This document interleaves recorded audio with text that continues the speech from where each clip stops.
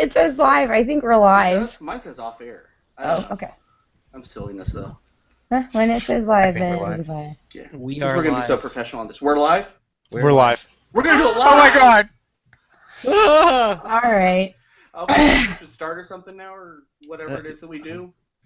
We'll just write it as we go. We'll do it live. Okay, there we go. We'll do it live. Oh, sorry, my And welcome to Teal Tinted Glasses, the hockey podcast. We are the podcast that are doing our first anniversary show the same way we did our first show, not wearing any pants. True. With me, as always, is my hetero life mate, Ian Reed. How you doing, buddy? Hey guys, welcome to Teal Tinted Glasses episode 45. Our first live show is just going to be interesting because normally we kind of do everything, and if I screw up and ramble and say weird things, we can edit it out. But for those of you who are silly enough to join us now, you don't have that benefit. However, everyone can listen to this show either SoundCloud, Pucknology, on iTunes tomorrow in a more edited state. Yes. Before we get started, I kind of want to start the show on a little bit of a somber note. One of our favorite listeners, Dave Casada, had a stroke, and I just want to let him know that we're all thinking of him and his family right now. Aside from that, let's talk about how we do this tonight.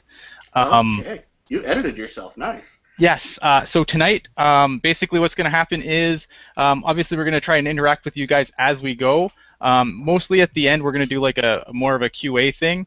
So if you have any big questions, I'll probably just make a note of it and save it until the end of the show. If you have a small thing, we'll hit it as we go. If you want to talk to us on the Twitter machine, just make sure you hashtag it TTG Live. Yes, and none of us will be on it. Well, no, I think Eric will be on it. I'm on it. I'm on this. You're on it. I'm impressed. Okay. Well, let me finish my introduction since you took over the show, sir. Yeah, I did. He does that. And our ambassador to San Jose. See, I would have edited that out normally. Our ambassador to San Jose, flying about 500 miles north. Rocket Backhander, how you doing? Enjoying the spring weather and expanding my teal wardrobe. I'm Rocket Backhander. Nice. Yeah. Outstanding.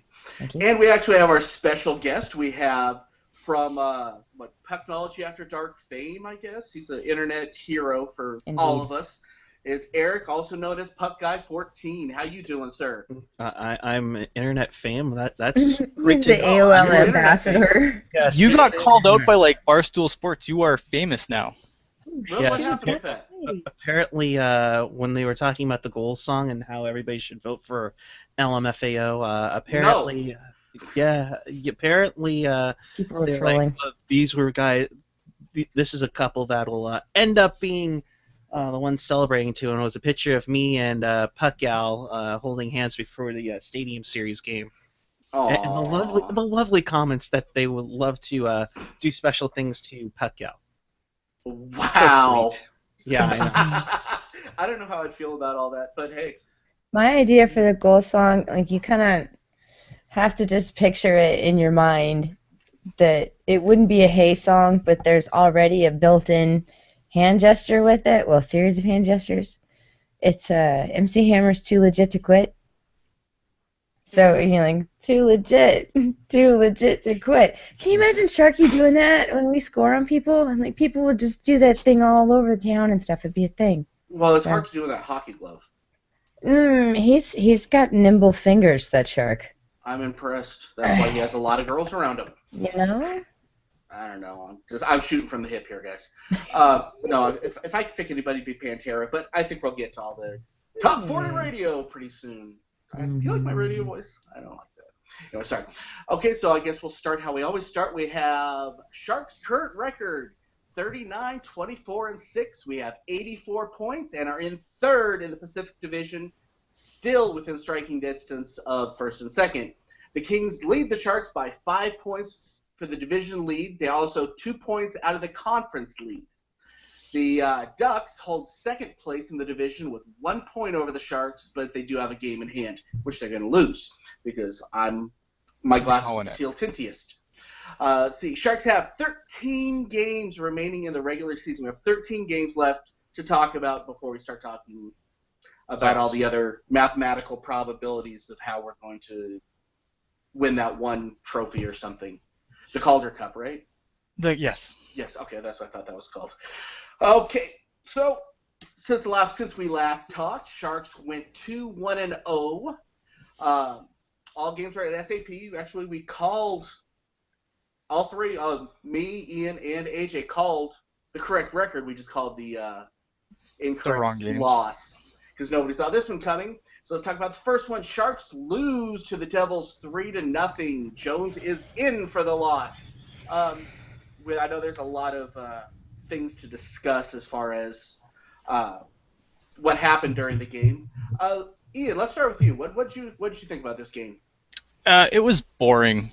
This was a pretty boring game. I don't want to say. See, Chris totally destroyed me on Twitter when I did After Dark after this game because I said the shot quality kind of sucked. So I don't want to say that again because then he's gonna destroy me on Twitter again. Hi, Chris.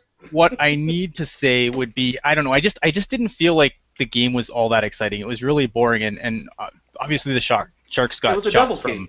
Yeah, from a lot of good places. They just didn't seem threatening to the eye, but I was destroyed on Twitter, so that's it. Okay, Rocket.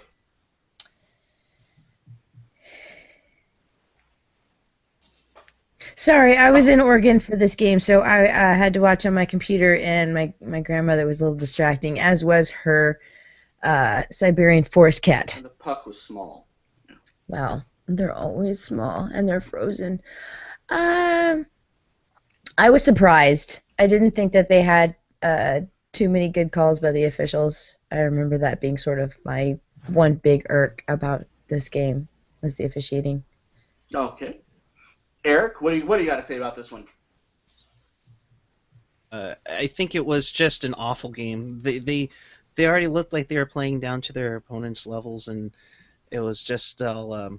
And I looked at Gentry, who was with me at the game, and once New Jersey scored that first goal, we already knew that they were in trouble, and they just didn't look like they're on par. Their puck management was bad. The ice was bad. Their overall play was bad. It was just awful, and you just knew it was one of those. All right, they're not in it tonight. All right, we're done. See ya.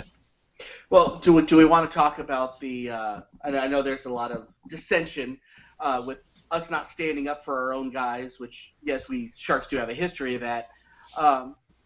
Was anybody else as bothered as I was with that? Oh no, we're going into this again, aren't we? Oh, Quickly, I was bothered. I wasn't. Oh well, yeah, I was, but not by the same reason you guys are. I was bothered. I mean, again, like I'm not usually one of these guys that'll come out and talk about good old-fashioned hockey and gotta get your goons out there. And I definitely don't think that we need to like get Michael Haley back in the lineup or anything. But I would have been happier if they would have at least attempted to like maybe tie the guy up. And I'm not saying drop your gloves and start throwing bombs. Just tie him up and get Melker's face off the ice. But I'm kind of over it at this point. It was egregious, and the officials should have blown the whistle on it. And the fact that he didn't, and the fact that we had, what was it? I can't remember what it was. There was a lead. Chris had my back on this too, and he had all the facts. There was a lead on it, and we could have taken a penalty on it, and that close to the end of the game, it was just too risky. So the officials dropped the ball by not calling it. It was pretty egregious, and everybody was waiting for the officials to do it, and they didn't, and the other team exploited that. I don't think that not taking the risk says much. I mean, if it had been tied or if we had already been down one or something else like that, you know what I mean? Then, yeah, totally get in there and mush some stuff around. And they do.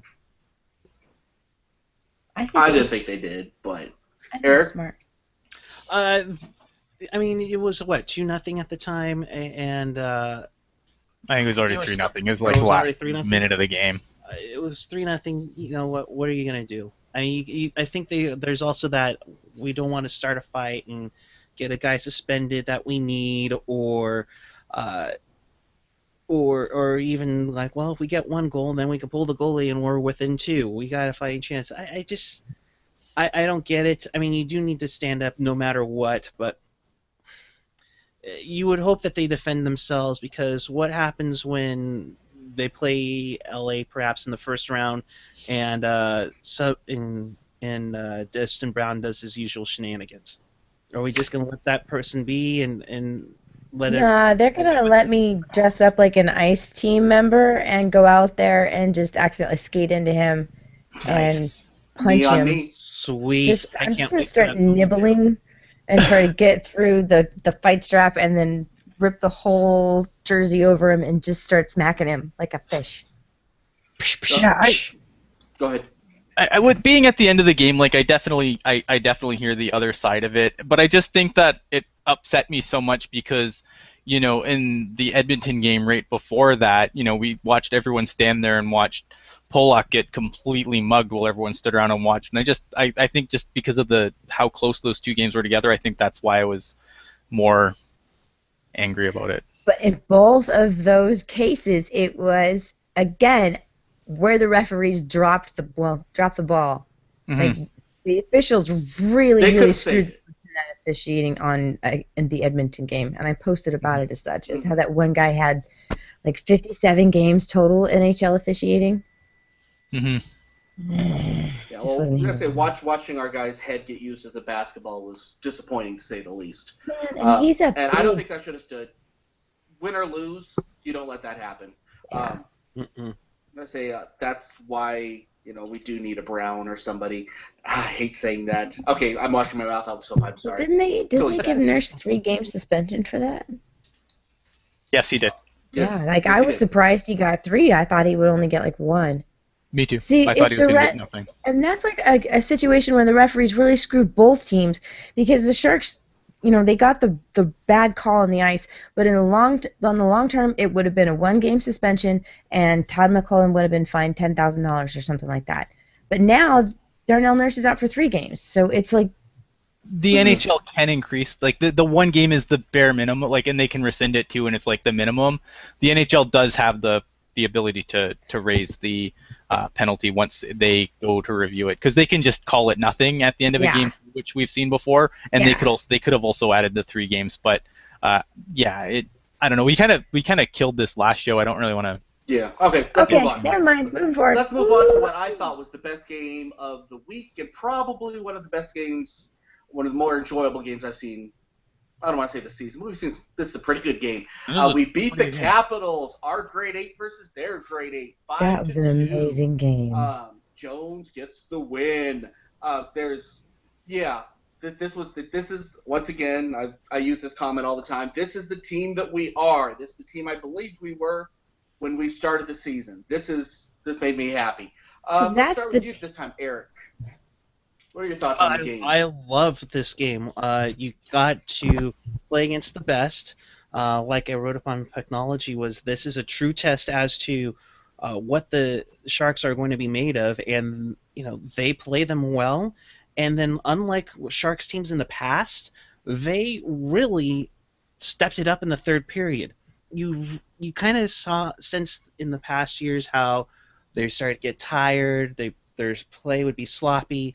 None of that happened. I mean, they just came out and just finished off Washington.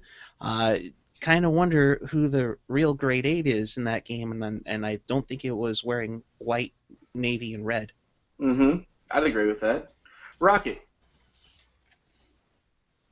All right, so I watched this game and I was blown away by how fluid it was between the two teams and how evenly they were matched. It genuinely felt like these two had been practicing for each other, which was surprising because, yes, the Sharks do have a difficult time playing down to their opponent, so they can't play the simpler game. But, man, when you get into an opponent like the Capitals, it is just fun to watch. Yeah, from beginning to end, I was excited about this game. Ian? Yeah, I enjoyed this game immensely. I thought that they played really good game. I thought Jones looked really good. It goes back to something that I've always kind of complained about this team, is that they play to their opponent, and so they played the Washington Capitals, and their game goes up, and it was lower from other games previous where they didn't play great against some lowly teams. But aside from that, I mean, it was awesome. I'm glad that they went in, they got the win. Big win for them. They really had, 2 periods of hockey where it was pretty contested. I mean, you can't just expect the Sharks to just manhandle every team. The Capitals are Yes, elite. you can. Well, Ask you our fan can. base. The Capitals are an elite team though, and but it was awesome the way the Sharks really took it over in the third. Yeah, that's my thoughts. Outstanding. Let's move on. Let's see. Next game, we beat the Bruins, which brought me so much joy. 3-2. Reimer improves to 2-1 with the Sharks. I was happy with this game, and then I wasn't because we saw our shorthanded goals, and that was ugly as sin. Let's start with Rocket this time because she looks like she has her hand up. So. Yeah, just because I wanted to add to that Capitals. Wasn't that the game where Jones had the shootout, or excuse me, the penalty shot him? Yeah, I think so. Okay. Mm-hmm. That was pretty impressive. Like, that was glorious. Wanted to add that in there. Okay, so the Bruins game. Bruins. I was at this game. I was in attendance. I got a very, very economically priced ticket, and I went. And it was interesting. The crowd was interesting. There were lots of Bruins fans there, which was surprising. But they mentioned that on the TV, yeah. It made for a colorful atmosphere. That's the first time I think I've seen people getting escorted out before first intermission. Yeah. Nice. Yeah. Just really crazy drinking shenanigans were going on, and that was just in the penalty box. No. I was worried about this game because I thought the Bruins would be a little bit more physical than they were. I mean, don't get me wrong. When things started to get real chippy in the third, I was expecting way more of a bench brawl than what we got. I mean, there were some pretty catty moments, but nothing too terrible. I was just impressed because when their goalie and that gold mask stands inside the net, he takes up the entire net. There's like no room. So for the Sharks to score on that was just incredible. Plus, I think he's got a pretty good record against the Sharks, if I'm not mistaken. Stone cold shark killer. Exactly. Sorry, yeah. So I just was awed by the fact that Sharks would score and the Bruins would answer, but then the Sharks would score and the Bruins would answer. The Sharks made some real bad penalties. They didn't have the best puck luck. They also didn't have a couple of calls made their way. But, I mean, it was a good scrap. I liked it. It was a good game. I'm proud of the boys. Nice. Ian? Yeah, for the most part, I enjoyed the game, but as the game got started, Chris in the chat was just mentioning the neutral zone play was pretty atrocious. Obviously, giving up another shorty. I don't know how many shorties the Sharks have given up this year, but I feel like it's a Too lot. Many.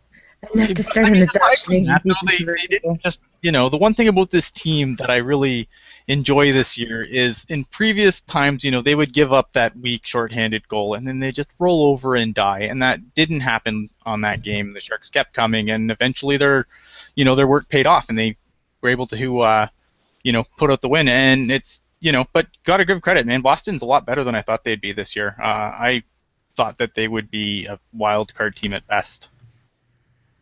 Eric?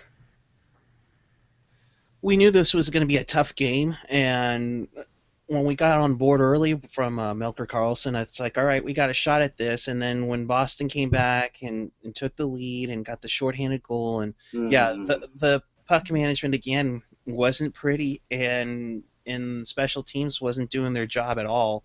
But they persevered and they played within the game. They got a lucky break off of Burns' shot that went off a schooner. Reimer played, I thought, phenomenal. Something that you probably wouldn't have seen 2 weeks ago with the goaltender wearing 32. Not naming any names, of course. No. Still, excuse me. Thanks, Niemi. And Nemo, yeah. I mean, trust me. Nemo were 31. It was game over. But they stayed hungry, even through shenanigans.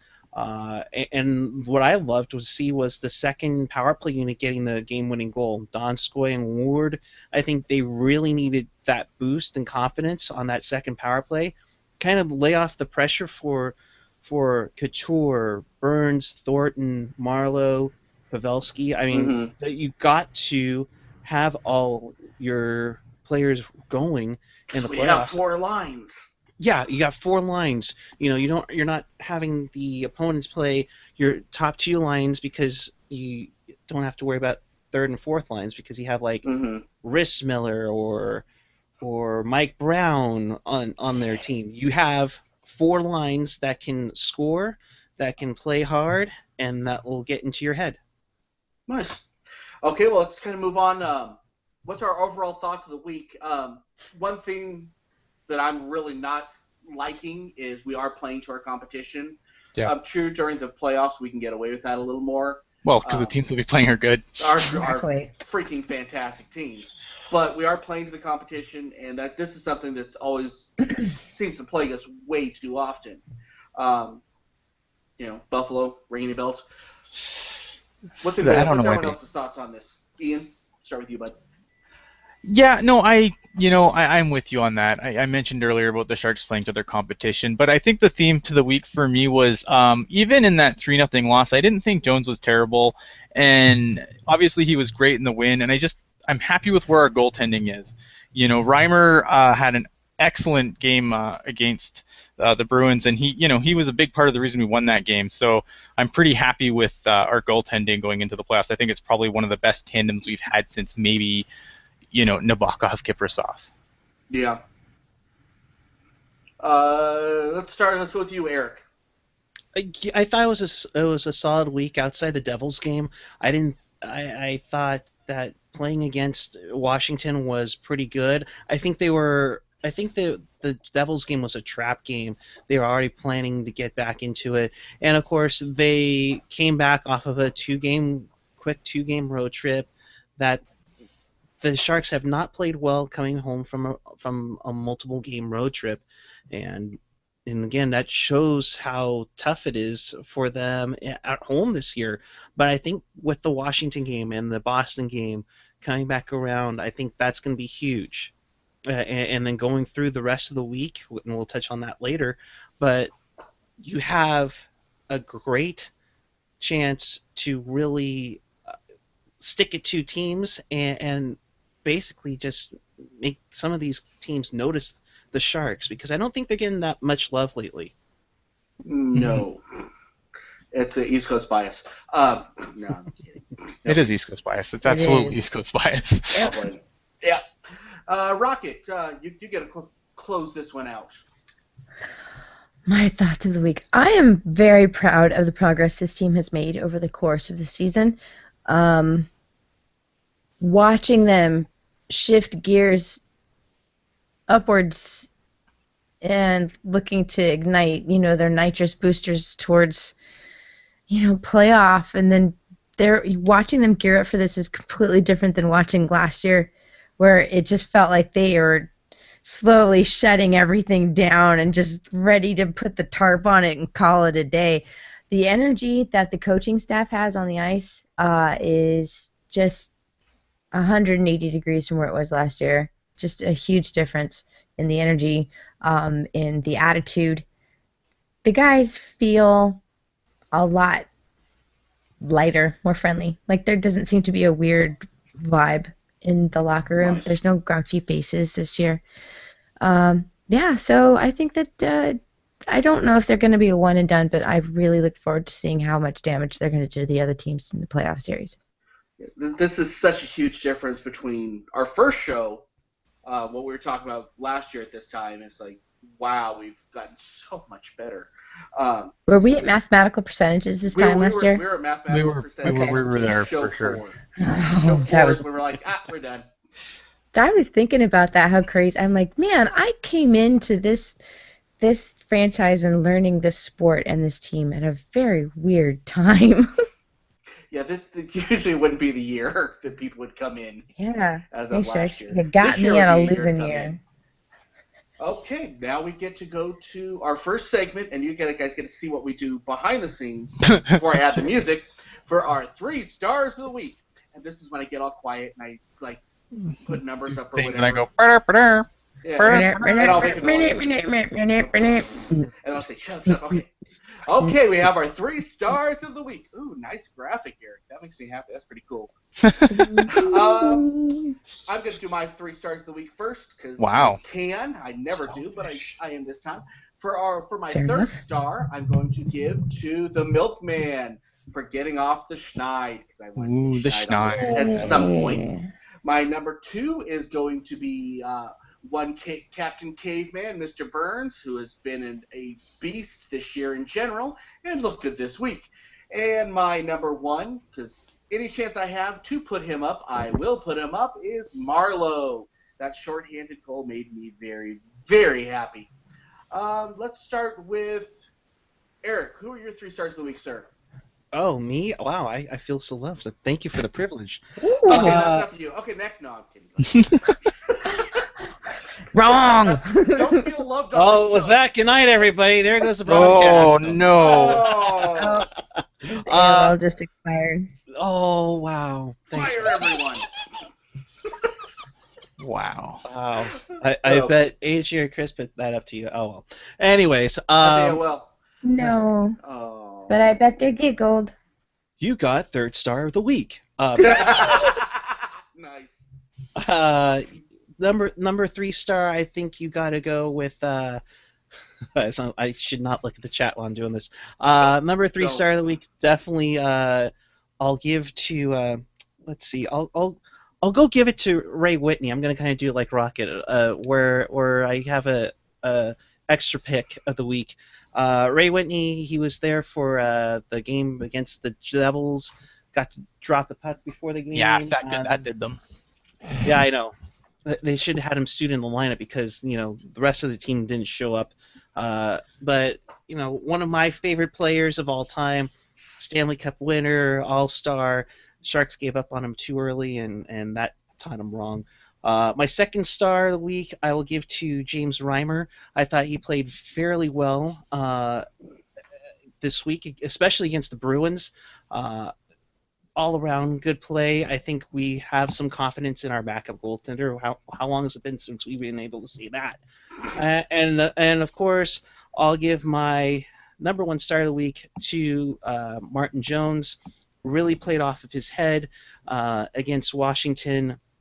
A really solid game. One of those games again where a goaltender from last year probably wouldn't have let that happen, especially on a penalty shot. Outstanding. Mm-hmm. Rocket, give us our reverse 3 stars of the week. Okay, so my first star, I'm going to do these real simple. Real simple. My first star is going to go to Brent Burns. His birthday, I'm sorry, no, my first star is going to go to Paul Martin. Sorry, babe. Sorry, Paul. His birthday was March 5th. My second star is going to go to Brent Burns because his birthday was March 9th. And my third star, which is always my fun pick, is actually still a legit pick, but I'm going to go in succession. His birthday was March 15th. Happy birthday, Mr. James Reimer. Nice. We have the birthday pick. Yeah, birthday so train. that's the birthday weeks. But I also have a special shout out to Mr. Matt Tennyson because I took the Matt Tennyson Junior Sharks bobblehead with me on my road trip all the way up to Corvallis, Oregon, and then all the way back down. And he kept me safe. So thanks, Matt. We had a good trip. Ian, why don't you tell us why we picked whatever is wrong? So go ahead, sir. You're always wrong. No, look, my third star of the week is going to be. I'm going to go with Donskoy. He's just Big surprise. big surprise. Okay. I know. If it's not Chris Tierney, it's got to be Donskoy. Donskoy again, goal and an assist, but his overall play continues to impress me. I thought that when even as bad as the Sharks looked against a team like the Devils, Donskoy was still there, and then he was just huge last night. So Donskoy is going to be my third star of the week. My first or second, I guess I should do first. My second star of the week, I'm going to go with Jumbo. Nice. because again, without that's the rudder that still makes this thing go, and you can't go wrong with Jumbo as a pick. And my first star of the week is going to be Brent Burns, for being a Wookiee and for leading the team in points since we recorded last with 2 goals and 2 assists. Outstanding. Remember last year when everyone was talking about we need to trade Thornton because he's just not going to be useful anymore, and he's what's costing the team. You remember that? It wasn't us, of course, but there are certain podcasts that were saying it. Just saying. I think that's part of why we did this podcast. Anyway, okay, Sharks signed a couple more prospects. Actually, I want to give a quick shout-out while I talk about this. We have Alex Schoenborn. Outstanding. Yep. Okay, to Nice. Gracie Belden, who got to see him play last night, and I actually said, yeah, Sharks picked him up. And she watched it, and she was like, wow, he's really good. So, yeah. Anyway, so you want to tell us about him there, Ian? Yeah, look, Schoenborn's going to be a guy who I don't think he's got 27 goals and 29 assists this year for 59 points. I don't think his offense is going to convert well to the NHL game, but I think he could still be kind of like your sandpaper energy, bottom 6 guy, who's not afraid to mix it up a little bit, plays a pretty hard-nosed game. The thing with him is it's probably going to take a while for him to get to the NHL. I wouldn't be shocked to see him spend at least 2 years with the Barracuda, just converting to pro, just based on some stuff in his game. So he's definitely Barracuda bound, in my opinion. But he's an interesting pickup. It'll be interesting to see what he does. I think at worst he's Michael Haley. I don't know. That's kind of at best. I don't know. Maybe Scott Thornton. At the same time, look, I like having Michael Haley around just to play Vancouver. If that's all we ever keep him on the roster for, okay. Is that bad? No. I don't know if you said it yet. He is right now playing for the Winterhawks. The Portland Winterhawks. He is a part of that. If the Winterhawks don't make playoffs, we can have him for the Barracuda, correct? Yeah. They're going to make the playoffs, but if by signing the contract, he will be eligible to play for the Barracuda. Should they want him to go there, he could also play for the Allen Americans as well. Nice. Okay, our next pickup was Douglas Murray. No, I'm kidding. Wow. That would frighten everyone. That's not on my notes. Huh?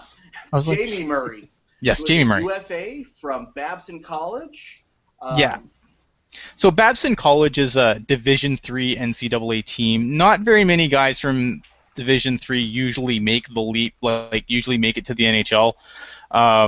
For those not familiar with the college system, there's kind of a second division. Mostly it's Division I or Division III.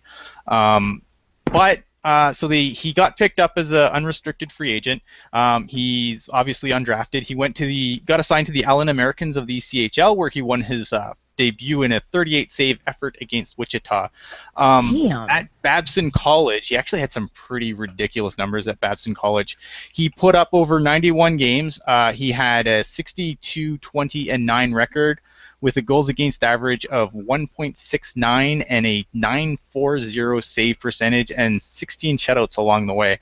Wow. So, those are really good numbers, but again, because it's Division III, I don't want to get too excited about them. But you never know. Right, yeah, exactly. You never know. He's one of probably the best goalies to play Division III, so, in the history books of Division III. So, it's definitely... it could turn into anything. At worst, he's a Barracuda starter or a Barracuda mentor. Nice. Okay. So moving on, we have yet more Top 40 radio talk. So I guess the first round of voting went very poorly for the, to say the least, for the debauchery they put out, or the vomit they put out for whatever those songs were. So we have new songs to vote on. I'll just go through these one at a time, and we'll discuss one at a time, I guess. So Mhm. the first song being Brown Sugar by the Rolling Stones. Why do we have a song about interracial sex as our song for the goal? Yeah, that's and they're Wow. like, well, because I mean, I get the That's whole family friendly, classic it's rock true. flagship thing, but this is a completely inappropriate song for. I just don't get it. Is this supposed to be? I don't know. I'm not It even has gonna haze say. in it, and haze must be always in Shark Skull song. No, I say yeah, let's yeah, not. yeah. Woo! Okay, so it's a downvote for me. Rocket's a downvote. Eric, As much as I like the Rolling Stones, that's not going to work. Ian. Yeah, I love the Stones, but this isn't gonna do much for me. Mm-mm. Okay. Next up, y'all get ready for this. Okay. Oh my God. Honestly, terrible old song, but I like it for a goal song because it's shark history and all. Yep. Hockey, Yep. So I give it a thumbs up. It's not my first pick, but I give it a thumbs up. Rocket.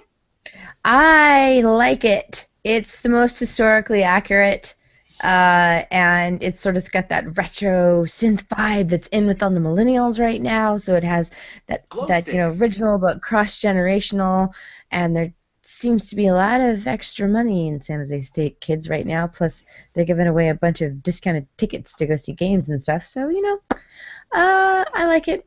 I like the vibe. I'm still more of an MC Hammer Too Legit to Quit fan, but Let it go. no.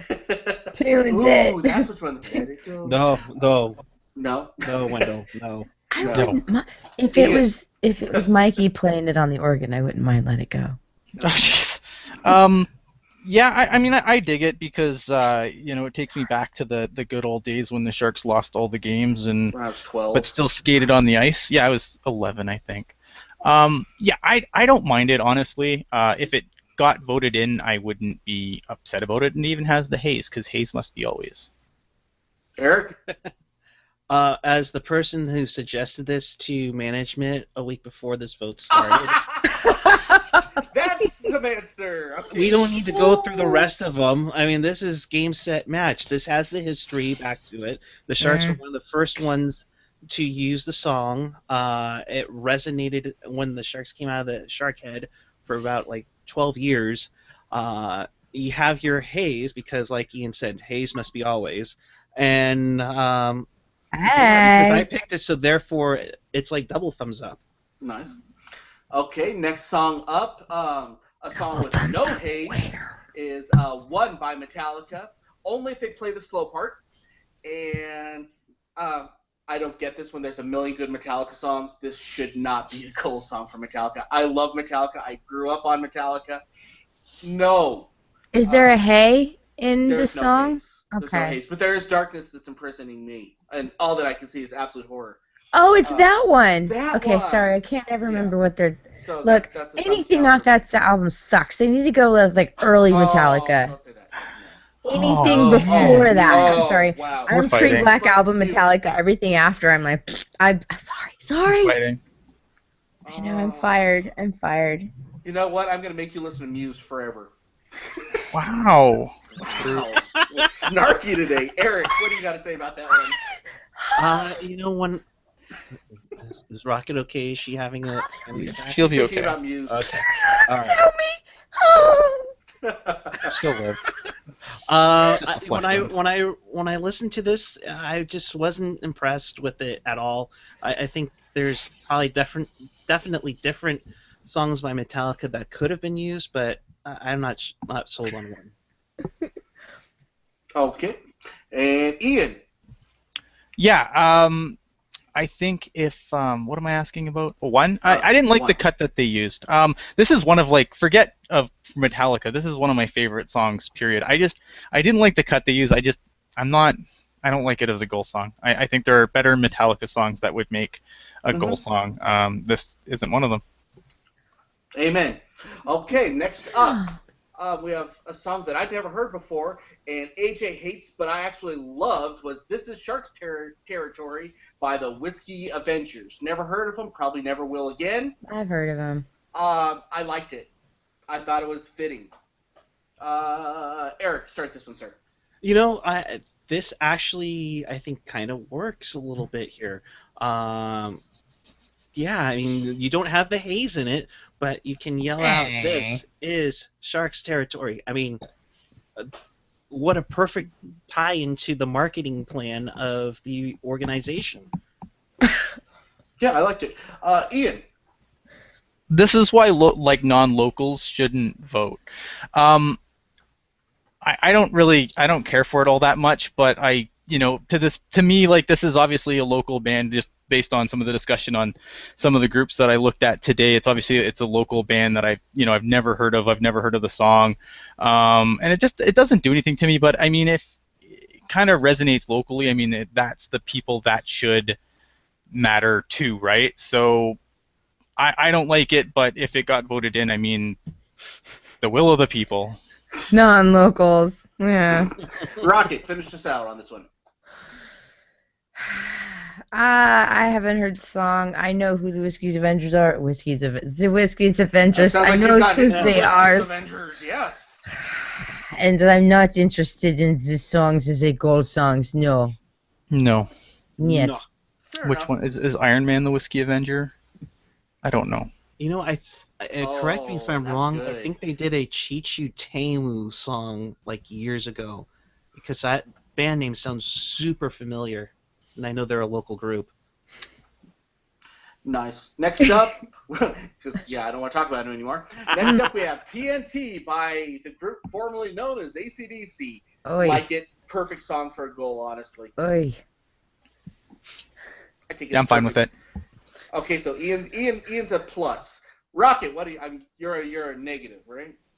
I like this song. I genuinely do, but I don't know how much I trust this fan base with it. Okay. I don't trust anybody. Fire everyone. Oi. Okay, Eric. This could work too. I totally agree. Those who are huge arena football fans and San Jose SaberCat fans know this song very well. So, no haze, but we're gonna get the oi, oi, oi. So that could work. Nice. Okay, final song. What I Like About You by the Romantics. I like what I don't like about this song. No, this is stupid. I'm not even going to dignify this with a reason why. This is stupid. Okay, sorry. Crap. Rocky, go ahead. You're so eloquent, Wendell. I'm not sure I if hate I this can. song. This is terrible for this. Yeah. Again, I will blame this on people suggesting hey songs that are somewhat cross-promotional with K-Fog, which is the flagship for the Sharks Radio. Hey, I don't think we've ever mentioned this. What is the flagship for Sharks Radio? Is it K-Fog? 98.5. Yeah. K-Fox. 98.5. K-Fog. I Your only know this Sharks because Radio. I've heard it 40 times in this podcast in the last Yes. 2 weeks. Yes, a little sarcasm. Sorry, go Yeah. ahead. I don't So, care. I like saying it. Whatever. Everyone needs to know. Whatever. So, at one point, this song wasn't classic rock. It was sort of bleh. And now it's fallen into classic rock because it came out at the same time classic rock came out, but it's not classic rock. It's bleh. It's like Bleh. somebody selling an old piece of crap as a $200 antique. No. Nice. This song does not pass the test. Gets a big Eric. thumbs down from Rocket. No. No. No. Ian, go. No, I put this in like the same. I put this. I don't know. I don't like this. It's gonna make it through because of some of the other songs that went through. The two songs that went through already are "Shout" by the Isley Brothers, and I believe it was the Van Halen tune. What are you people thinking? Sorry. Haze and Haze and Haze. I put Yeah, in I a don't know. Queens of I'm the not Stone a- Age 9 song. years old. Vote on this, please. I'm not a fan. I put Yeah. in a Queens of the Stone Age song with a huge hey, hey, hey chorus. So 10 years ago when they went with Holiday, that Van Halen song was one of the finalists, and no. Just no. Never gonna let it die. Yeah, I don't know. I mean, whatever. I don't have to listen to it. It's just on my TV. Okay. Yeah, that's a fact. 'Cause me and Ian so rarely get to go to games, if ever. Oh, Never. See, this is why I go to as many as I can, because I know there are other people who, if they had the opportunity, would take advantage of it. So, oh, I so would. trying to Okay, help. let's move on to our next segment, the We have Barracuda segments? recap. Oh, Barracuda recap. Barracuda. See, I did have no effects when I recorded that, by the way. Oh, Barracuda. look at that. We got the San Jose Barracuda logo and everything. Ooh, Heyo! look out now. And All it's right, the here right is your one. San Jose Barracuda recap. Barracuda currently have a record of 26-21-9 with 54 points and a winning percentage of .545. The Barracuda are currently outside of the playoffs as the Central Division Charlotte Checkers would cross over with their superior .548 win percentage, and they would play the Reign. The Barracuda also have Bakersfield and they are, with their .536 win percentage to worry about as well. This will become important in a minute. The Barracuda beat the Heat in Stockton by a score of 4-1 at home. Aaron Dell had 30 saves in the win, and Sharks got goals from Goldobin, Jeremy Morin, McCarthy, and Barclay Goodrow. Goldobin with his 16th, Morin with his 13th, McCarthy with his 13th, and Goodrow with his 17th of the year. That's a lot The of goals. Barracuda would then lose to the Condors, and this is why I said that Condors thing is important, because we seem to keep dropping games to these guys. This would be by a score of 3-2. Arundel had 25 saves in the loss, and the goals were both by Brian Lurg, who got his 15th and 16th of the season. Lurg! Sorry. Other notables about this game was Mirko Mueller getting 5-minute major and a game misconduct. For what? Damn, he's I don't getting know, Porting. nasty. Does that mean he's scraping the bottom of the barrel in terms of trying to keep a job in the NHL No, or in the I AHL? don't think so. I think he's doing okay in the AHL. I can't say for sure. It seems like it really depends on who you talk to. Some people say he's been a mixed bag, which I would tend to agree with more, where he has moments of brilliance and then, moments of, dear God, like, did you even play hockey as a kid? Oh. And then, okay. Wow. The last game of the Barracuda recap is the Barracuda lost to the Ontario Reign at home by a score of 4-1. Troy Grosnick got the loss with 19 saves on only 24 shots, and John McCarthy got his 14th goal of the season. The thing that concerns me here is Grosnick has definitely been the lesser of the two between him and Dell as the things gone on, and the Reign are the best team in your division. I don't know why you don't start Dell. So upcoming games for the Barracuda would include a game against the Ontario Reign, which is happening at SAP Center as we are sitting here. And Saturday they will host the Iowa Wild, and then they will be off until the next weekend. In other prospect news, Kevin LeBlanc, who we just recently signed the other... Take it to LeBanc. Take it to LeBanc, yes. He actually set 2 Barry Colts records so far with the season, and the season is not even over yet. He broke the points total, which was previously held by Sheldon Keefe, who is the coach of the Toronto Marlies now, with 125, Nice. breaking Keefe's record of 122 points. And he also broke a record he set last year. He has 86 assists on the current season. He had 76 last year, which also broke the record. Outstanding. So there you go. I'm looking forward to seeing this kid. What do you have a question? Yeah, sorry to kind of backtrack on the Barracuda here. Sure. So Dell was up at the trade deadline, and there was some concern that he wouldn't be eligible for Calder Cup playoffs. Is he officially? Yeah, he's eligible. They did a paper transaction, or he was. There's one of 2 ways this happened. I know he's eligible because I've been told on good authority that he is. His call-up was either an emergency call-up because we traded Stalock and we didn't have Reimer yet, which doesn't matter in there. Emergency call-ups are fine. Either that or they did a paper transaction. But either way, I have it on good authority that he is fine for the playoffs. Outstanding. Cool. Okay, moving on. That was your Barracuda recap. Barracuda. Yay. Barracuda. Barracuda. I'll be at the game on Saturday. Right on. Tell us how it Thanks, goes. Jeff. Yeah. Okay. We have our upcoming week in Sharks hockey before the next time we record. Our first game will be, I'm going to go over all these first and then we'll discuss after. Sharks versus the Coyotes. And then, that will be in Arizona. The Sharks at home against the Rangers. Sharks at home versus the Coyotes. And Sharks at home versus the Blues. I'm giving this a 3-1, possibly losing to the Rangers. Boo. Sad, I know, but that's kind of where I see this one sitting. So, yeah, anyway, let's start with Eric. What's your prediction for the week, sir? I'm going to go with, I say 2-1-1.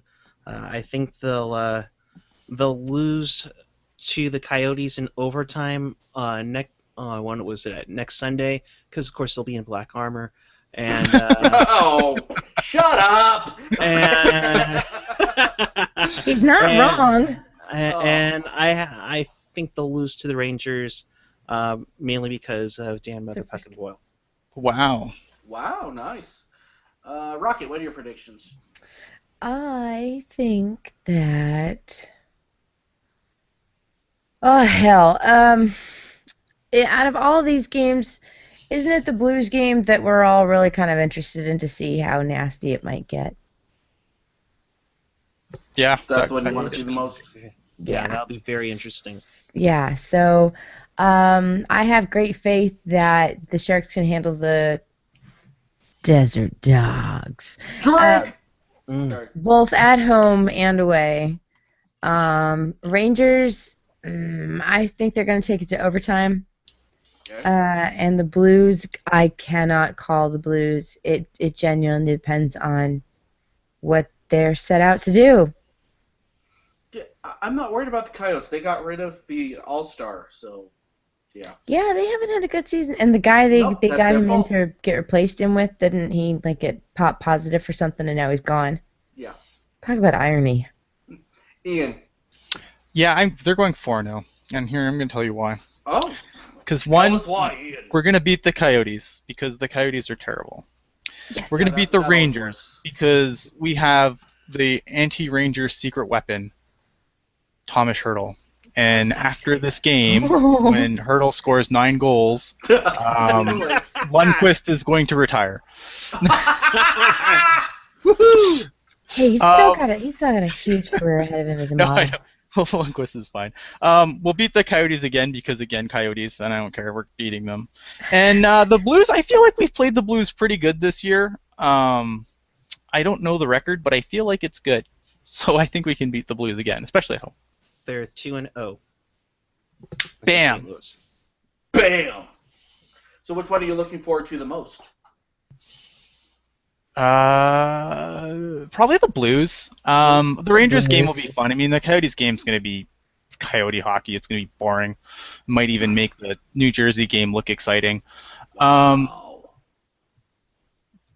Yeah, no, I guess I do like the Rangers, but because they're not really, it's a meaningless game as far as standings go. I like the Blues a little better for that reason because it's a Western Conference foe. Eric, which one are you looking forward to the most? Because I'm going to it, the Rangers game. Unfortunately, not looking forward to all the biased original 6 calls that'll get called against us, of course. But the St. Louis one looks pretty intriguing. It'll be the first game Classic since 6. the whole Reeves incident. Like Ryan Clough used to sing, it could get a little chippy. Nice. But the Desert Dogs, Mike Smith is back Drink. now, I think. So the Desert Dogs are always tough when they play the Sharks. So you always got to watch out for those Desert Dogs. Drink. Yes, Gen X in the chat, arbitrary 6. Rocket, which one are you looking forward to the most? Blues, you said? Oh, the Blues, absolutely. They were smushy and physical and a little cavalier with their style of play. I'm sure their system includes employing something that they learned called the Inglewood Jack. Wow. That's the name! Inglewood Jack! That's, yeah, My name so is the Lord. Yeah. So that's Wow. Vengeance upon thee. yeah, that's the impression I get from that team, and that's the matchup I expect. That's the one I'm looking the most forward to. Nice. Okay, They're now we good get to shirts. move on with our normal, usually our finishing segment, but not tonight, Oh. of Rapid Fire. And since we're doing a live show, Rocket, can you do the live Rapid Fire today? Okay. Lock and load. It's time for rapid fire. Pew, pew, pew, pew. Pew, pew, pew. Pew, pew, pew, pew, pew. All right. Yeah, I'm editing all this out. Englewood Jack. I can't get over that. That's fantastic. Okay, so let's... Ooh, that's freaky. It was air Okay. raid siren. That's frightening. I think we're in a Pink Floyd video. Okay, we're going to be talking a lot about the GM meeting. Hold on to your hats. Before we go into this, if there's any new listeners today, hey, welcome. Good time to come on. Rapid Fire is when we discuss not just the Sharks, and usually not the Sharks at all. We just go around the league with a lot of the comings and goings and just interesting stuff that, as a hockey fan, you should be interested in. And it goes fast, so if you don't like it, relax. You should be. You should be. But Okay, you so don't have to be, but you should be. here are some of the changes that are going down with the GM meeting. Potentially going down based on things that were discussed at the GM meeting. Looks like goalie equipment is going to be more streamlined. I am happy. The Players Association and the NHL is both on board. That means we're going to get more goals next year. I don't think so. No, I I think don't think so either. I don't think so. I mean, it looks. I seen the difference. I seen the photo with the difference between what the pads look like now and what they should look in the future. You might get a couple more goals, but I think that we just need to accept that goalies are kind of good now. Yeah. And like Goalies are over. Goalies are actually good. Like, I don't know. They're all 12 feet tall. Yeah, and they're all like 6'5". They take up a stupid amount of the net already, and they're just better than they've ever They been. practice Muay Thai, yoga, and another specific form of martial art. And John Scott boxing lessons. You know? Like, that's Nice. what I they know. do. That's what we call a callback. Yeah. Yeah, As you like that, long- didn't you? As long as this goaltending equipment stays on, and whoa, what was that? It happens. As long as it's streamlined and we don't see like the likes of, and I think I remember when John Sebastian Giguère was with the Ducks, where he had like the pointy shoulder pads, and The and pillows, it's yeah. like 4 Yes. inches above his shoulders. I mean, that was ridiculous. Road Warriors. Or I think Luongo, had his pads like loose all over the place, so it had, be a little more of a padding and stops. The goaltender should be athletic. You shouldn't let the equipment make the save. I agree. I mean, you want them to be safe, but safe within reason. Absolutely. So, are you saying that these goalies might take an unfair advantage if given the opportunity to? Yes. You know what? The best They thing might. about this, though, is that I some of the goalies that were in favor of the goaltending gear change are guys like Braden Holtby. Mhm. And I think Lundqvist was one of them. I mean, these are the top goalies in the game. So if they're down with this, then obviously You should be they're too. satisfied that they're going to be safe. At the same time, their gear will be a little less bulky. So That's interesting that the elite goalies in the league are agreeing that they could be challenged a bit more, by having to perform with less equipment. Mhm. Do you guys ever remember that one commercial? I think it was Amstel Light, where you have the big like 300, 400 pounder guy, and he was in the equipment, and he Mhm. just put his butt covered in cold crease, and he was just standing there, crouched over in the goalie position. Why don't we just go with that? I mean, just plug in that, and we'll be. Yeah, I mean, come on. we'll never see a goal again because those people can't pass the physical whatever to get insured. Wait, how isn't Pecorine something like 6'9" or something like that? He's 6'5", I think. I mean, most goalies now. If you're not 6'4", you're not playing goal in this league anymore. You're seeing all the short goalies There pretty much wasn't getting enough phased There's out. room Irby to go get a away, loaf huh? of bread around the guy. I'm serious. Like, there's just no room. Just find the tall kids and give them a good home in the NHL because they feel weird anywhere else. Being like, you, tall kid, you play basketball? No? Come here. Okay. Put this equipment on. Yeah. Enough put your about skates goalies. on. Let's move. Yeah. Let's talk Get the about man. No time to explain. the blue line cameras. This actually makes me happy. You want to explain this one there, Ian? Yeah, so basically they're going to put cameras in on the blue line, so when they're looking at these, because obviously big talk about on the show on the show, on the general manager meetings this We're that year important. was, Yeah. yes, we are that important. They're talking a lot about like the coaches challenge, obviously, and they didn't really change anything. I know this kind of goes into what we're going to talk about next anyway. So they're installing cameras See? in the blue line, along the blue line. So basically, when they're looking, they're hoping that this will give quicker, more definitive, calls for when they have to do a coach's challenge for goal, offside when they try to call it back for a goal. And so, see, this is normally where we would edit out and start over again, but I'm just going to continue going.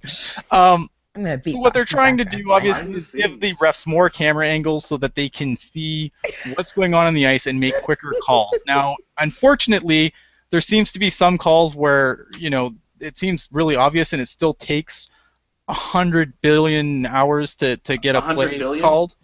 But so far, they have no interest in going to just the war room. They still want the referees on the ice to do it, and I think that's dumb, but it is what it is.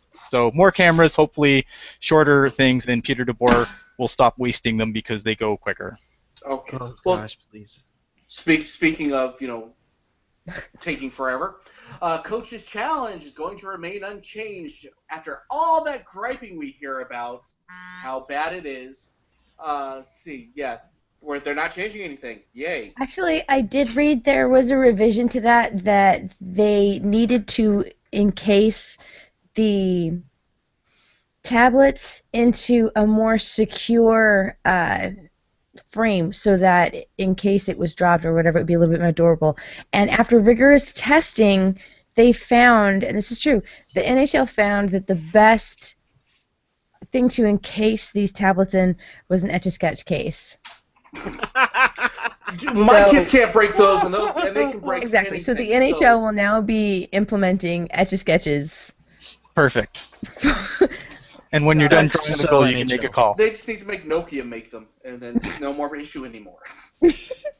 Nokia, they can use that as a hammer. Yep. Oh, gosh. All right.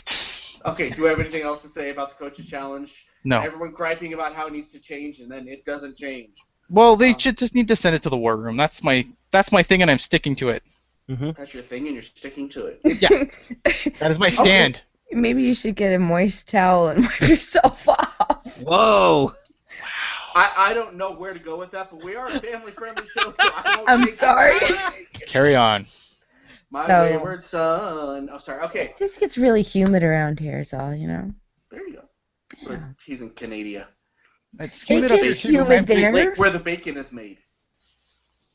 Okay, the cap is expected to rise to $74 million if the players use the escrow accelerator. If the players refuse, cap should stay the same. And what is it say? 72? Escalator. I think it's 71 this year. Look, 74 million. This is if the players take another. They've done it every year. They keep complaining that they won't do it. If I'm They're the gonna players, do it. I'm a little Not bit gonna do nervous it. because if how escrow works is they put that money into escrow, and if the league gets a shortfall, that's where the money comes from. So with the Canadian dollar being as dorky as it is, I don't know if I'm so keen on this plan if I'm the players to raise the escalator again because they could really lose some money. Nice. But Oh. they've done it every other year, so if they do, then it's 74 million. Cool. Okay, my favorite thing to always talk about, the expansion vote should happen in June. Yes. The team or the teams won't start until the 17-18 season, so I have another year of explaining to people, no, we're getting a team. It's just going to be next year. It's okay. Relax. It's going to be here. Relax. Vegas is getting a team. Relax. Shut up. You guys are going to have the most gorgeous ice team in the NHL. I bet you we do. You Oh. are. They'll have intermission shows with the ice crew. Oh, and you guys are going to have such talent. I mean, I'm just, not even trying to be talent. But like, wow, I'm really stoked. That's gonna be good for you guys. Well, I say Vegas, all these young kids, all these young stud players. Where else would they want to go? you I want to know, go to Vegas. I'm going to it's take a pay cut because I'm going to freaking it's Vegas. Vegas. Yeah, I'm just I'm really saying. excited to see what kind of Vegas spin they put on the franchise. Oh yeah, or Quebec. I guess they might get it. Yeah, so it's interesting, Quebec actually, while South. we're on this topic. I mean, Oh, I think Vegas for sure gets a team. This is the whole reason we're going through this, is because the NHL wants to be in Vegas, and I don't think there's anything that's gonna stop the NHL from putting a team in Vegas. Quebec is actually interesting because recently, former Prime Minister and current chairman of Quebecor, which is the group that put the bid in, Brian Mulroney, basically said that with the Canadian dollar, he's not as confident as I'm sure they are in Vegas right now. So I think that'll be interesting to see if Quebec does in fact get a team, and I think it's going to be, the Canadian dollar is going to be a significant factor. How much it does between now and June, which probably won't be a whole lot. Well, I don't know if you guys saw this. The Seattle actually is now pushing to try to get a team. They're not going to get one. Yeah, They're not in the process, and Elliot Friedman talked about this in his 30 Thoughts, and basically what Elliot said was there's a lot of people in the Board of Governors that are not really happy with Seattle right now. They didn't put a bid in last time, and they just don't think that they've got their crap together enough. So Seattle's just not going to happen. No, not gonna happen. They blew their chance. Yep. And they could have had it. The NHL wanted Seattle. They wanted Seattle and Vegas. They did, but I don't think that they're gonna. It would have happened already if that would have been the case. By the way. Yeah, here's the problem with the Seattle issue is that they didn't put a bid in, and when you've got all these groups that are saying maybe, but here's the big fact that remains: they don't have a building yet. The building that they want to get is dependent on an NBA over an NHL team. So. Nice. Yeah. Okay. Yeah. And I'm going to add this in just because we're talking about Vegas for a second. We also may be getting a football team as well, so it's a busy time for Vegas. So I'm hoping that we get our hockey team before we get a football team because I don't want the Raiders to move here. Oh God, that makes me want to vomit. Okay, the expansion draft rules. Hang on to your seats for a second because this will take a minute. You want me to do this? If you'd like to. Okay. So the expansion draft rules. Sorry, Wendell. Here's basically, these aren't set in stone yet. They are. Don't do that. Stop it. Stop it. The expansion draft rules. Basically, these aren't set in stone, but this is what they was presented with at the Board of Governors meeting. So basically, if each team will take one player from the existing NHL team. So. Basically, if there's two teams, then you're going to lose two players to one of these, to each expansion team. If there's one, then one team, obviously. Players with less than 2 years of pro experience will be immune from being drafted, thus protecting a team's top prospects. So they aren't going to be able to go through and raid your prospect pool. No McDavid. Well, McDavid will have 3 years on by that time, so he'd be fair game, but they protect him obviously. A team will be able to protect players using one of two choices. The first option is it's basically a specifically by position, so you can opt to protect a goalie, 3 defense, and 7 forwards. Or option 2 is you can protect 8 goalies, 1 goalie and 8 skaters.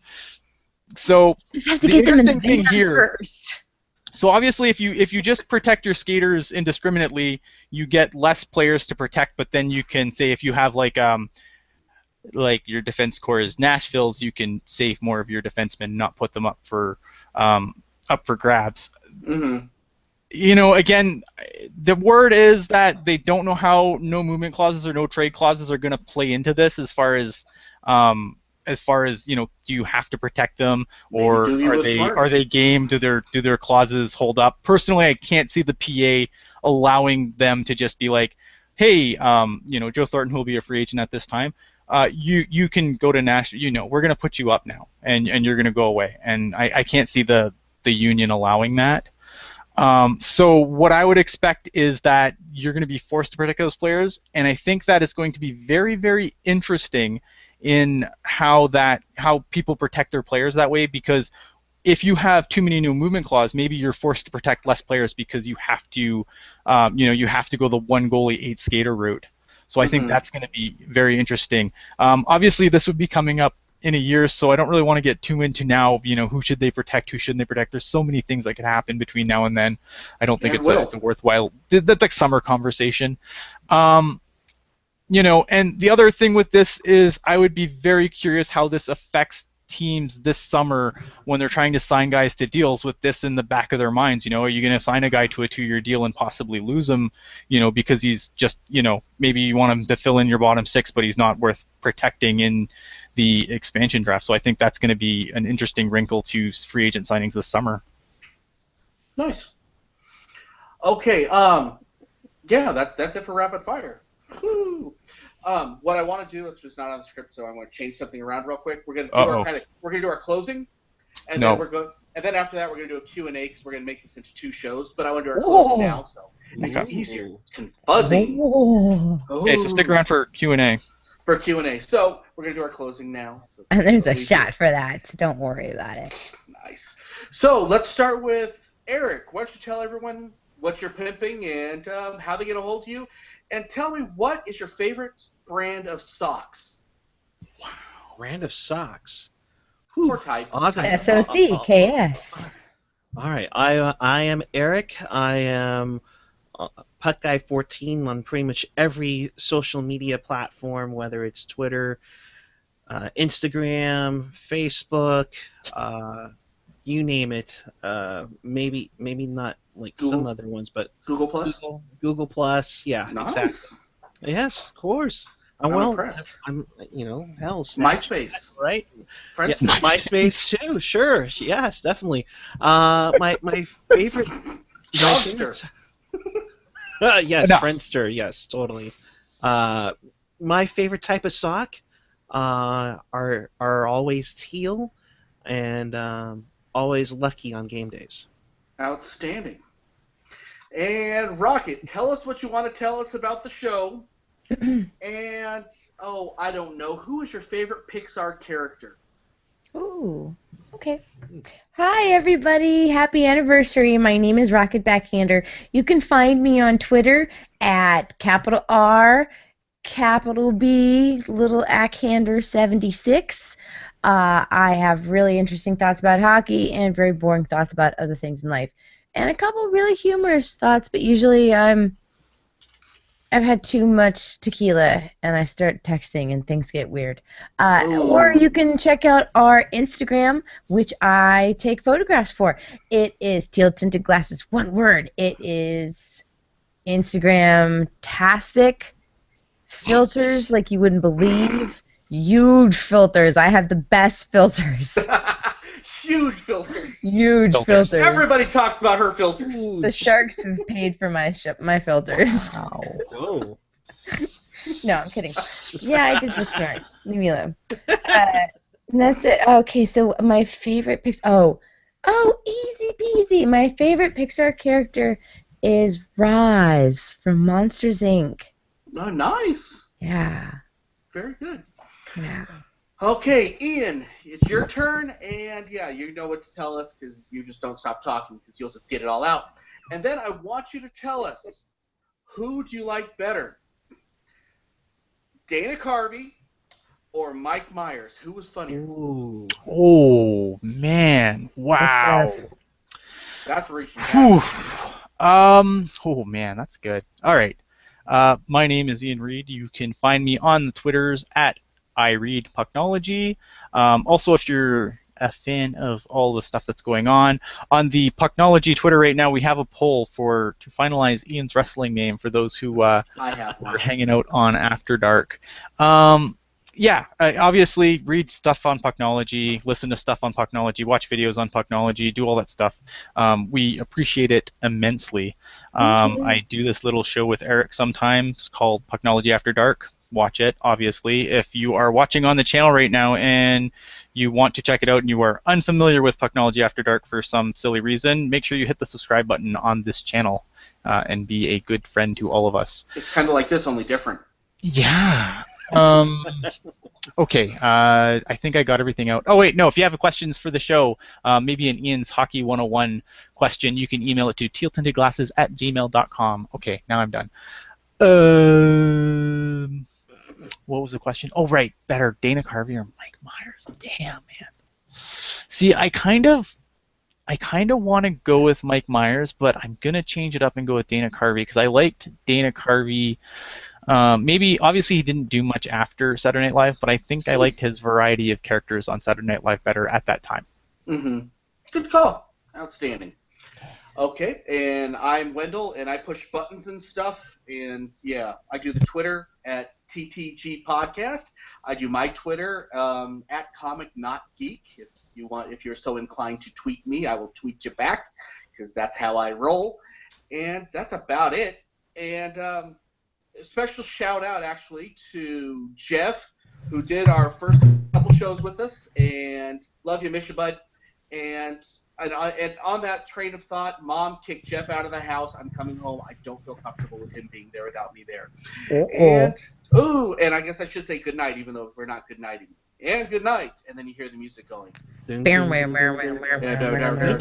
the Teal Tinted Hockey Podcast. You can reach us on Twitter at That's my wife TTG that does that, by the way. Podcast. Anyone who's curious. On Instagram at Teal Tinted Glasses. And by email at tealtintedglasses@gmail.com. Or you can visit our website at tealtintedglasses.com. I'm impressed. Perfect.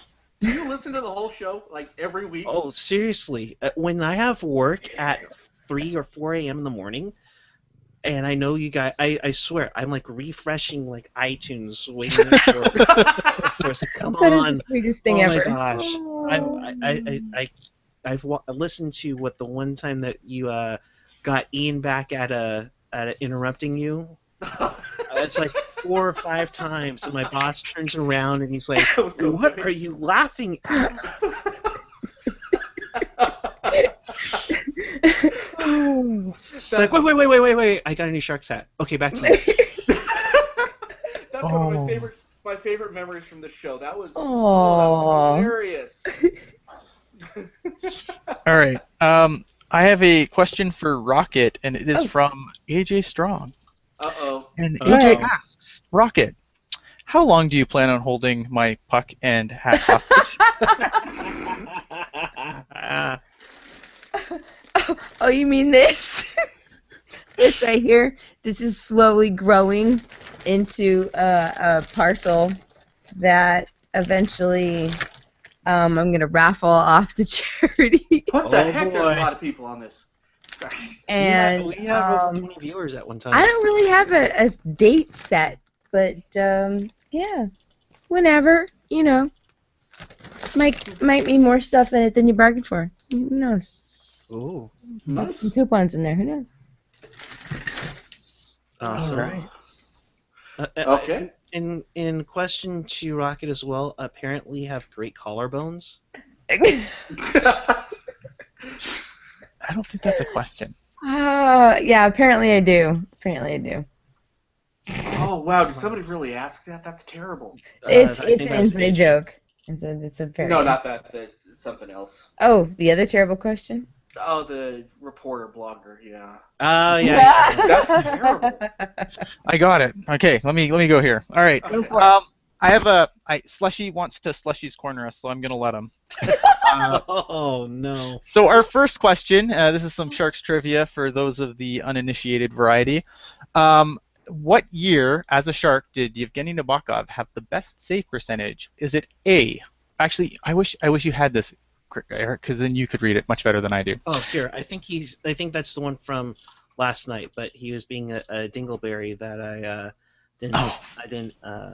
All right, I'm gonna let Eric do this. Your one question, as a Shark, what year did Evgeny Nabokov have his best save percentage?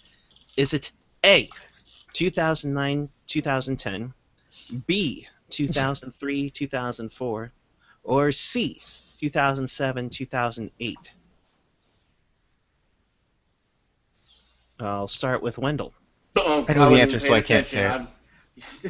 I wouldn't even You're pay the attention. worst. I apologize. B. I apologize. I wouldn't pay BO attention. 304. Rocket. There's the second year he was with the franchise. Whichever year that was. I'm sorry? The second year he was with the franchise. That's not one of the choices. Oh, it's the right one, so whatever. It's the right one. The answer is A. In 2009-2010, he had a 922 save percentage. In Was that the year he got the Vezina nod? That was, I think he was a finalist that year, yeah. And lost out to Brodeur. Okay. 0304, he had a 921. That was when the Sharks went to the conference final for the first time, and then 0708, he had a 910. Brutal. All right. I have a question. Actually, this has nothing to do with this, but how do you guys on Pucknology do this? Follow the Twitter and do this at the same time? My brain's like, I don't Cocaine. get it. Oh gosh, it's Yes. it's crazy. Yeah, no, Ian said it. What did you Yeah. say, Ian? I said cocaine. Shh, we're not supposed to talk about the drugs on the Right, show. not supposed to talk drugs online. Oh, man. Yeah. Wow. My Yeah, brain's already it's blowing medicinal. up. Okay. Get This a is- doctor's note. All right. Crazy driving. Yes, or the doctor's The note. Slushies question, throughout Sharks history, is there one player you would have liked the Sharks to re-sign but left for free agency?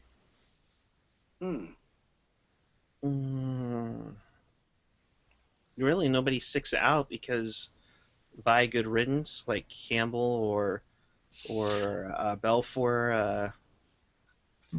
Bring Yeah. your rage, Facebook and people's and Twitters. Bring your rage. Setaguchi! Nope. Okay. Timo Solane. I mean, we weren't going to beat the Ah. deal that he got in Colorado, but I would have liked to have kept Solane. I can Bring see your it, but rage. no. Okay, is that my headphones? Nope. No. Okay. All right. We have we had another question on the Twitter machine. If we could beat up a Sharks reporter or blogger, who would it be? Oh Ian. God. Oh. Ian, I would beat me up too. You're probably 100% right there. I'm not going to mention my real answer because that'd be, yeah. Neither will I. Oh, what? You don't want to fight Ray Ratto? I'd fight Ray Ratto. He'd probably eat me, but I would fight him. Yeah, as long as you don't Jello wrestle him. If you Jello wrestle, he might eat you. Oh, Rocket. Oh, that's foul. Rocket. No. Oh my I don't want goodness. that pistol. Yeah, we can't mention Don Cherry, so because he's not a Sharks reporter, but he or Mike Milbury, American. I'm a lover, not a fighter. No, I know some people that might disagree with you. I No. would have me cloned. Oh, sorry, what's cause fight? I'd have me cloned, and then I would just pillow fight me. Nice. You could sell tickets to that. Yeah, we could run that live on the YouTube channel too. I'm down with that. I want a 15% cut of the box. But Game. first, you have to figure out how to clone yourself. That's true. Hi, there's somebody that works at Genentech. Are you want like a side project? Just give me a holler, and we'll figure something out. Right down the peninsula from you. Let's get on it. Call up Professor Xavier, and yeah, there you go. Okay, Rocket double the no. time. There's Chester some- Chivo asks, better matchup for the Sharks, Kings or Ducks? Oh, the Kings. Better as in the one Better I'd rather see, or the one that we can beat easier. Either or. That's tough. I have a question first. Which one of the two teams has a better defense, the Kings or the Ducks? I would argue defense is not either one of their fortes. All right. Well, hell, who's got the better sniper, the Kings or the Ducks? Ooh, that's a good one. Jeff Carter or Getzlaff? Carter, Kopitar, Yeah, Kopitar too. Oh man. against Getzlaff, Perry. I think it's gonna when we play one of these guys, it's gonna come down to whose third and fourth liners are better, and Boy, I hope that mouse doesn't come up in the recording. Dun, dun, dun. nice. I'm gonna have to do editing. I would go with the. I think I would probably go. I still think the Kings. There's that whole psychological factor there. I would maybe tempt fate and go with the Ducks if I had to pick the opponent. I would rather see us play the Kings. I think that we would beat the Ducks easier, and it's by a very narrow margin. But Well, I think that the Sharks have a pretty even chance of beating either one of them. I think it's just a question of how much collateral damage they're going to accrue on the path through it. So this is like, you've got to get out of this doorway before you can really get going out there in the world of the playoff series.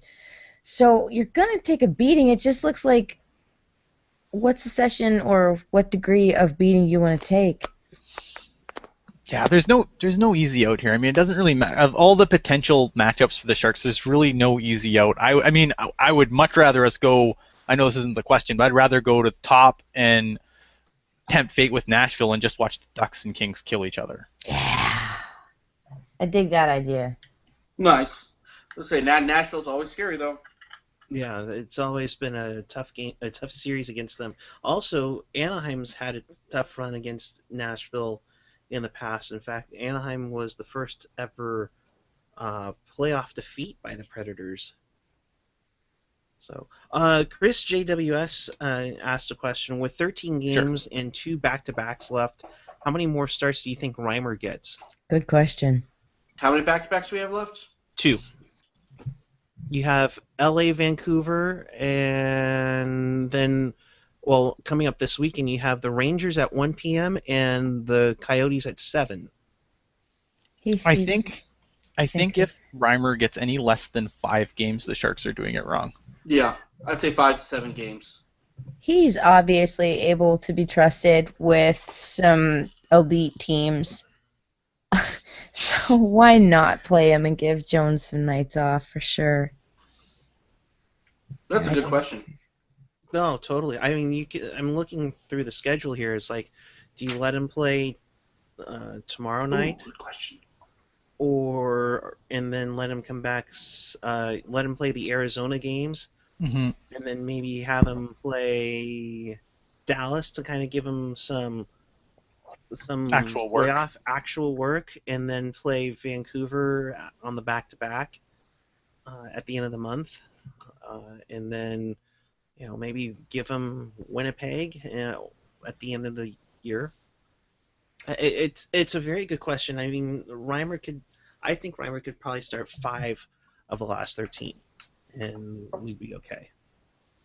Yeah, AJ makes a good point too. Starting Reimer in New York, obviously familiar with the Eastern Conference. Nice.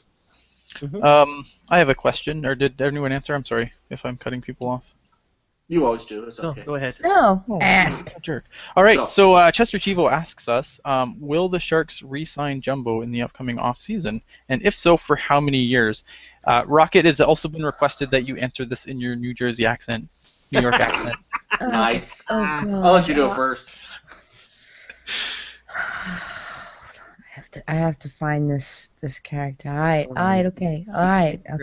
Jersey Shore. This Snooki. is not a garbage answer. No, this is a New York accent. It's not terribly Jersey. It's just New York. All right.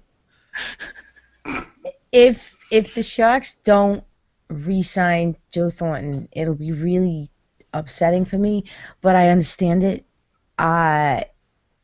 If they send him to the better team, then by God, if he doesn't have a Stanley Cup win before he retires, I'm gonna be really upset. You know what I mean?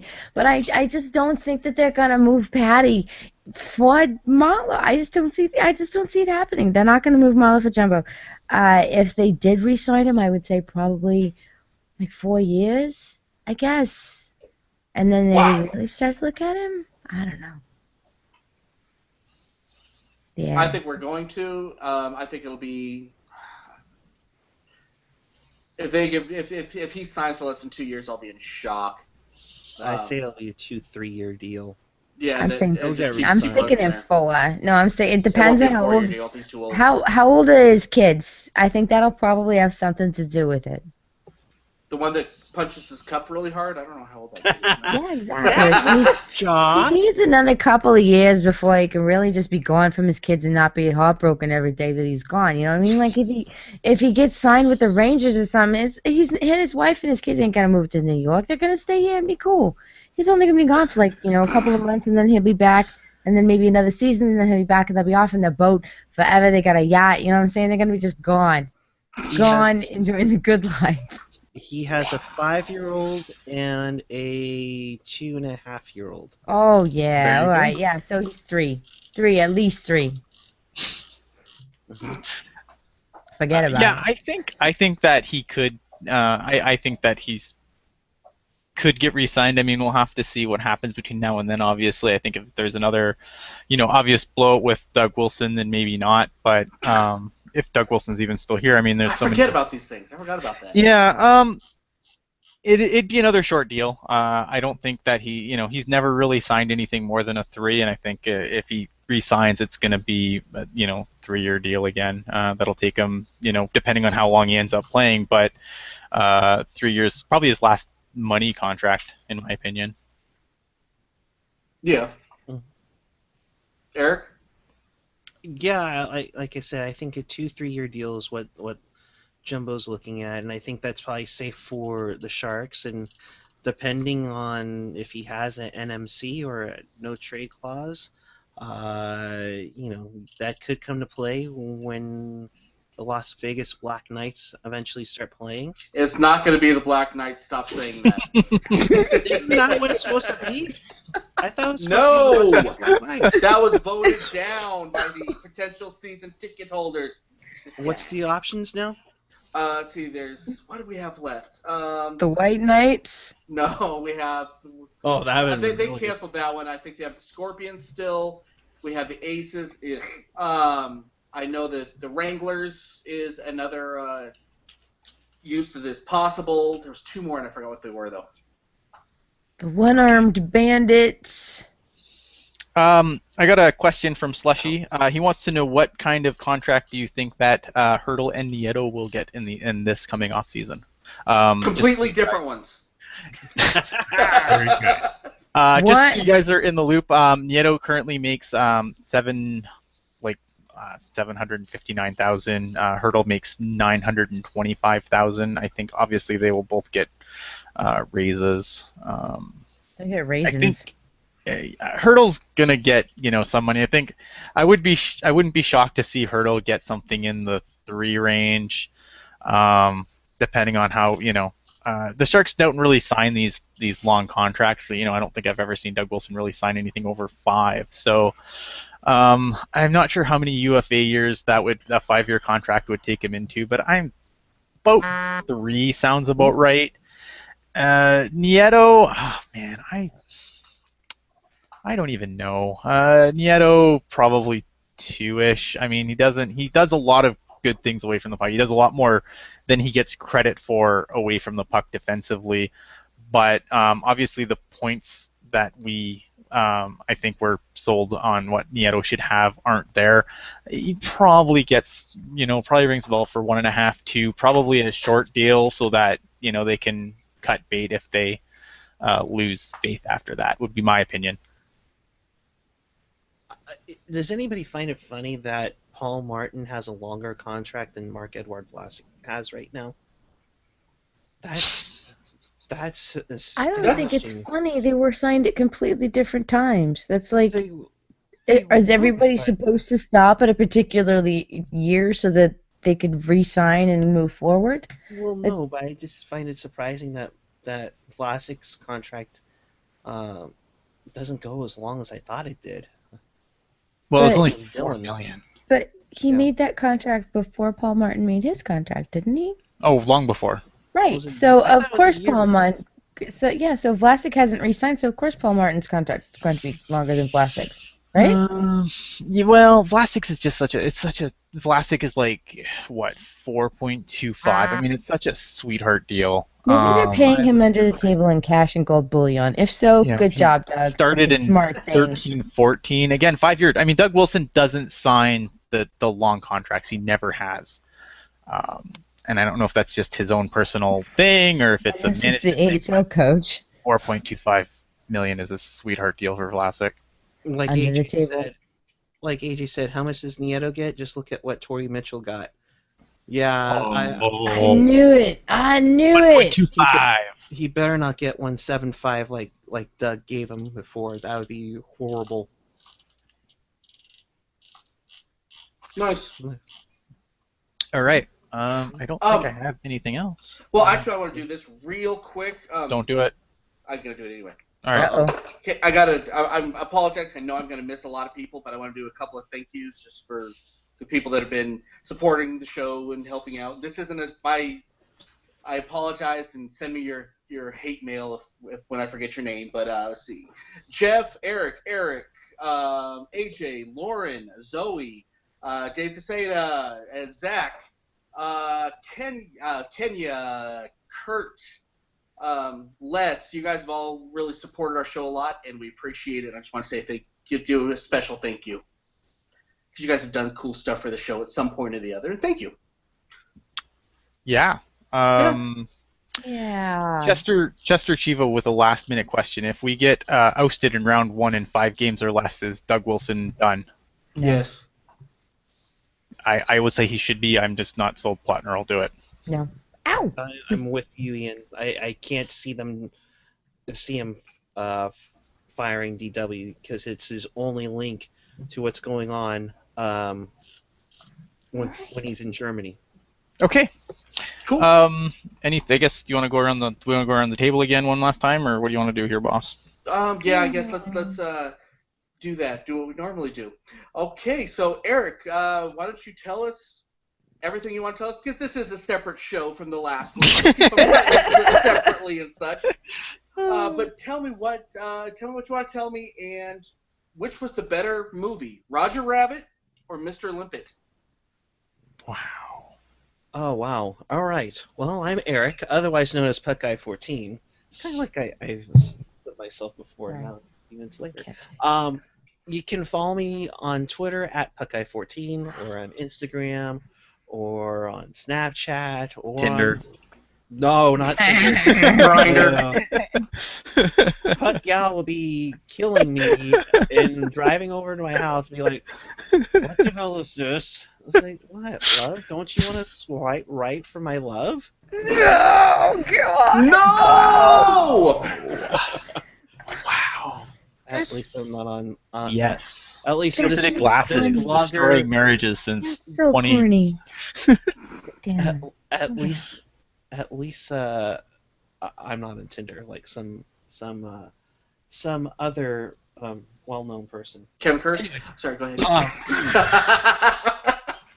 I'm still really bummed he swiped left, but I understand. Sorry, hon. It's I'm so okay. sorry. All right. Between those two, Roger Rabbit. Okay, outstanding. Okay, Rocket, tell us what you're going to tell us about everything. And how many more shows do we have before me and Ian start screaming at each other, cussing online or on the show without me editing it out? Oh, man. Okay, so I think we've got probably another 2 seasons worth and 2 playoffs worth of shows before it really... Before the thing just blows. Yeah, Before the poo hits the fan. Yeah, before it just like really descends into that kind of level of madness. My name is Rocket Backhander. You can find me on Twitter at rbackhander76. I don't care if it doesn't matter if it's capitalized or not. I like saying capital R, capital B, little @hander76. Get off of my Word. stuff. Okay, so then you can also check out our Instagram, because I like taking photographs of the practices, and I go to fancy functions, and I go to the games, and I take pictures of the players, because I don't really have that fan perspective so much, but I like to take pictures of the fans doing their fan thing and the players doing their job. So I'm more of a documenter than I am a fan, but I love it. Yeah, so that's Teal Tinted Glasses, one word. Instagram, get her done. Outstanding. Yeah, anything else? And Ian, tell us everything. And I got a good one for you this time. Okay. What's better? What makes for a better joke? Chuck Norris jokes or Mr. T jokes? Ooh. Oh man. That's a good. I'm All proud right. of that one. I just thought of that about like 30 seconds ago. First, before I do anything, I want to thank some people too. Obviously, Thank the Academy. yes, I'd like to thank the Oh, Academy we didn't for have any music for this one. and my mom. No, although I'm I sure thank my my mom's mom every listening. week. No, look, I want to thank everyone for obviously taking the time of their night to, watch us do this thing live, and for the people that have, supported us by downloading it on iTunes or, SoundCloud or going to Pucknology to get it. It's been really awesome doing this for a year. I didn't know what this was going to be when we first started it, and it's obviously awesome, but it's not awesome without you guys. So I really want to thank all the people out there. I also want to thank Eric, who's with us right now, and the whole Pucknology crew. They've been super welcoming to me when I made the jump over there, and it's something that, of all the moves that I've made since I started trying to be a serious guy on the internets, that's probably the best, most favorite move I've made so far, being allowed to come on After Dark and still do this show and everything else. It's been wonderful. So I thank everyone for that. And thank you, Tissues. Thank you. Aside from that, again, you can find me on Twitter at iReadPucknology, read spelled R-E-I-D, as in my last name. You can always find my work on Pucknology. I plan to write a little bit more than I have been lately, a little under the weather. Also, you can email us questions. We do the segment sometimes for those who are not initiated to the show. I do the segment. We didn't do a 101.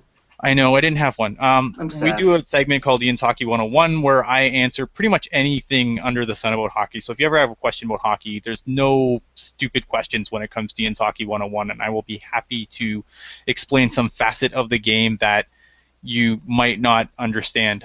So email us, tealtintedglasses@gmail.com. You can also tweet them at me as well, but email, usually I get them from email easier. Aside from that, guys, again, thanks again for watching. You can subscribe to our podcast on iTunes. You can get it on SoundCloud. You can get it at Pucknology, obviously. Go to Pucknology if you're going to go to SoundCloud because we like the hits. Aside from that, that's it. You forgot your Mr. T or Chuck Norris. Mr. T or Chuck Norris. I like Chuck Norris jokes. I don't care what anyone says. Not saying anything. Okay. And I'm Wendell, and I produce this mess. And if you guys watch it live and then you hear it when it's on iTunes, yeah, you'll hear what it is that I do to this show. Yeah. You know what? I have one more thank you or two more thank yous, and that. Don't do it. And number one is to Rocket. You stepped in. You've done a great job. I like seeing you grow as a fan. It's been a fun trip so far. And Aww. Ian, you're my hetero life mate, bro. No, I'm glad I get to do these things. Story. I look forward to these every week. It's one of the highlights of my week. And I love you both. And we'll see y'all next week. And Mom, yeah, whatever. I'll see you next year. And good night. And good night. And we'll Say good night, Gracie. I'll say this really quick. You three have been awesome on the Pucknology side. Really appreciate all your help. Wendell, always enjoyed being on here. Rocket, you're total sweetheart. Love it. Love when you torture AJ. That's really great. It's a lot of fun torture.